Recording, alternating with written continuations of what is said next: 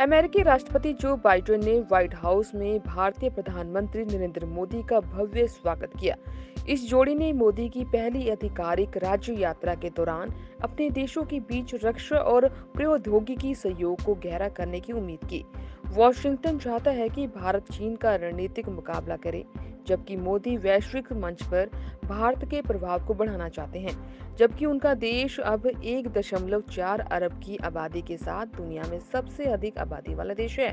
सूत्रों ने रॉयटर्स को बताया कि बाइडेन का प्रशासन कुशल भारतीयों के लिए संयुक्त राज्य अमेरिका में रहना और काम करना आसान बनाने के लिए इस यात्रा का समय निर्धारित करेगा।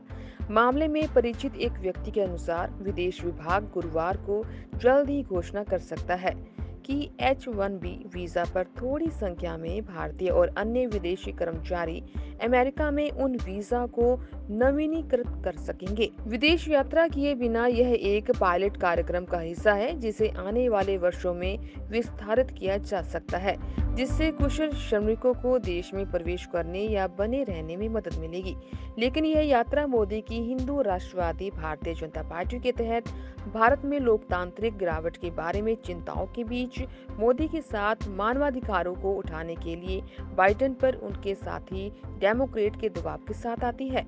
राष्ट्रीय सुरक्षा सलाहकार जैक सुलिवान ने संवाददाताओं से कहा कि उम्मीद है कि बाइडेन भारतीय नेता के साथ इस मुद्दे पर चर्चा करेंगे।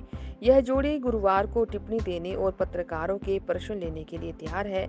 यह एक ऐसा आयोजन है जिसे व्हाइट हाउस के एक वरिष्ठ अधिकारी ने बड़ी बात कहा। लगभग 9 साल पहले प्रधानमंत्री बनने के बाद से मोदी ने भारत में एक भी संवाददाता सम्मेलन को संबोधित नहीं किया। US President Joe Biden welcomed Indian Prime Minister Narendra Modi at the White House on Wednesday, with the pair expected to deepen defense and technology cooperation between their countries during Modi's first official state visit.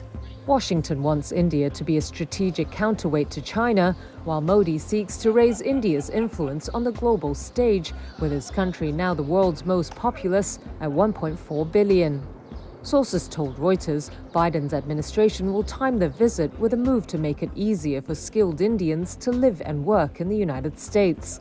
According to a person familiar with the matter, the State Department could announce as soon as Thursday that a small number of Indians and other foreign workers on H-1B visas will be able to renew those visas in the US without having to travel abroad. It's part of a pilot program that could be expanded in coming years, helping skilled workers enter or remain in the country.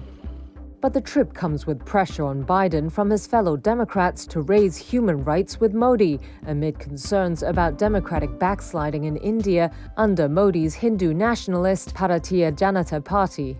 National Security Advisor Jake Sullivan told reporters on Tuesday Biden is expected to discuss the issue with the Indian leader.